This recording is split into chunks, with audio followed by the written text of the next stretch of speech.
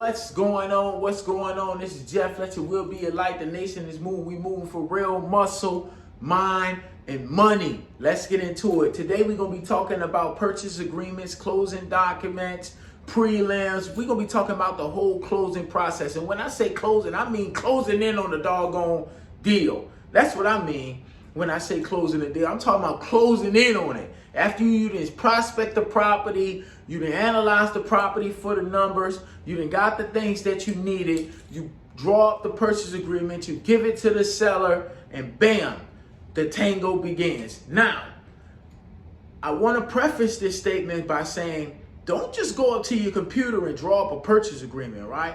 You can reach out to me. I can give you a sample copy of the purchase agreements that I use. I actually, when I first got in the game, was actually using the seller's purchase agreement to purchase his property. So he was the first one that actually showed me how to even write a purchase agreement, and he let me use a copy of his purchase agreement to do it. Now there's multiple purchase agreements out here, okay? And I'm not saying there's a wrong way to do it, but there's a wrong way to do it. Your purchase agreement is a legal binding document. It's a contract between you and the seller that you're going to hand over to the banker. This can come back to bite you. The contents of that purchase agreement can come back to bite you. What's in there and what's lacking out of there can come back to bite you. So the PA, the purchase agreement, the PA, purchase, and I like to abbreviate agreement because we ain't got that much board, right? It's what you give to the seller, right? And this damn light is all in my way, but this is what you give to the seller when you're ready to purchase the property, right? The purchase agreement. Now, after you and I obtained this purchase agreement, like I said, I will have a link under here, or you can DM me and I'll give you a sample copy of a purchase agreement. In that purchase agreement, you'll have a couple of things. You'll have your company LLC, their company LLC, if you're buying it straight from the company or they got a sole proprietor going on, whichever it is, you have your information, their information. Also, you'll have the parcels on there. The parcels is the property, okay? You'll have that listed on that purchase agreement. You will also, let me put that down, you'll have the parcels. You will have the contents of the purchase agreement. What I mean by that, what are you buying it for? Purchase price, PP, we're gonna abbreviate that. You're gonna have the purchase price, so you have the partials, the purchase price, and the content of the agreement. You're gonna get it signed, sealed, and delivered. Now, what I mean by content, this is the crazy thing about this. In this content, you can have a purchase agreement saying, okay, I'm going to purchase property A contingent on property B, or contingent on seller putting heater in, or contingent on seller fixing roof, or contingent on X, Y, and Z. Whatever's in the contents, whatever you work out with that seller can also add stuff and edit that purchase agreement if you give them the ability to. If you're using DocuSign, which most real estate investors do, we getting in the 21st century, right? We're using DocuSign and other software, giving that seller the ability to edit that purchase agreement and add stuff in as y'all negotiate this agreement, right? So I might come in there and say, the seller might come in there and say they want a $500 deposit, right, to go to the title company just in case if you default on this deal or you can't purchase this deal. They don't want to waste their time tying up their property in a lame duck. Basically, you not having the purchase power to buy this deal. So in the contents, they will have a $500 earnest deposit, or $1,000 or a $2,000 earnest deposit, right, to keep you honest, okay? Also, like I said, they might have other context, or you might have context in here. You might have a due diligence period, a DD, or inspection period. Inspection period within this contract deal of 10 days, 20 days, or if you find something you don't like, you can walk away. And you can write this agreement. As long as that seller agreed to this, then it's fair game because you got it in written format in a contract. So make sure when you build in this contract, you put everything in there. And if you put as is, where is, that means you purchasing that property. It doesn't matter what's wrong with it. You're purchasing it as is, where it is. That means right where it stands. Okay?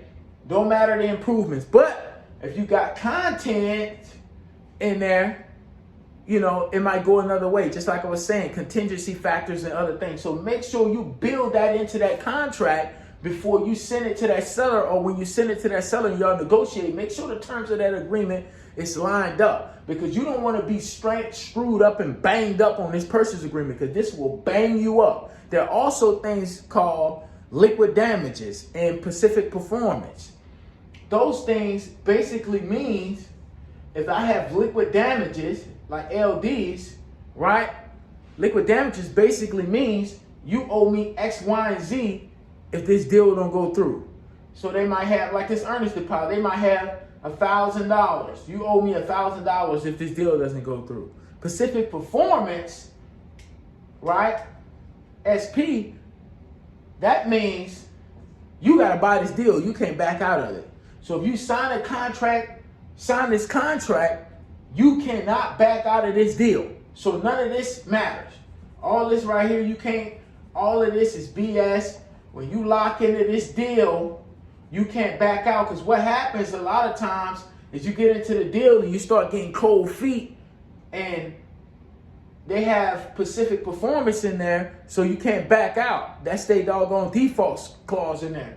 But if you don't have Pacific Performance in there or liquid damages, the contract is just a contract, and you can just back out when you want to.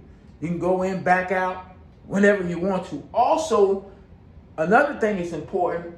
You have a tentative closing date. Tentative closing date, CD. So what that does is put a timeline on you closing this deal. So whether you say I could close this deal in 60 days or 45 days, you have a tentative closing date on that purchase agreement. So let's go back over here. You're going to have, this is the purchase agreement. You're going to have a parcel. That's the property that you're buying. Multiple properties, apartments, it don't matter. Then you have the purchase price, what you're purchasing it for, and that may be at the bottom of the contract. Then you got the contents of the contract. This contract is contingent on X, Y, and Z. Okay? Termite inspection, all of this different stuff can be in that contract. Earnest deposit, liquid damages, okay? Pacific Performance. Or you're doing it as is, where is with liquid damages. However that contract is structured. So make sure you get you a purchase agreement that has space on it, with content space on it, or you have it already built in purchase agreement on DocuSign that you can keep refilling, which I suggest you just build you a template on DocuSign or some other software. I recommend DocuSign, so you can keep doing it. All you have to do is put the parcel, purchase price, content, and as is, where is, liquid damage, whatever it is, you can just plug and play. And your information for your business is already in there. So this is the format I want to use. Now, I know we was going to go through the rigmarole of going all the way through this process, but I wanted to go through this on this video. This is the PA. We're going to make this a series. So we're going to talk about the PA, then we're going to talk about the prelims, then we're going to talk about, you know, the prelims is at the end when all the financing is approved, if the deal had to go to the board and all that. Don't worry about it. I'm going to explain all of this. We just on this video going to talk about purchase agreements. This is for my new investors. This is for people that wants to get in the game, or people that have one property and their purchase agreements are not tight. Make sure your purchase agreements are tight, okay? When you give it to that seller, negotiate your terms at the front, because remember, all deals are made before the closing table. All money is made before the closing table, and all money is made at the closing table. Same thing, okay? So that means everything has to be tight before you go to the closing table, because after you leave that closing table, that's it. So keep your contracts tight, keep your wording and language tight, and get it in, baby. This Jeff, let your will be a light. The nation is moving. We moving for real. Muscle, mind, and money. Like I said, we're going to start a series to this. Y'all stay tuned and tap in. Make sure y'all have y'all purchase agreements right. And make sure you tap in. I'm about to start that real estate mastermind this year. Real Estate 101. We're kicking off 2022 in a major way. Tap in, people. Light work. Hey, I hope you enjoyed the video, and I hope that it gave you the information that you needed to succeed. Remember, for more content like this, follow all of my social media platforms and make sure you leave a like and a comment on this video. And I'm on social media every morning on my story, giving motivation, and I'm giving all kinds of tips about real estate, about the mindset, and about life. Tap in with me in the morning, baby, for morning motivation. And remember, leave a comment.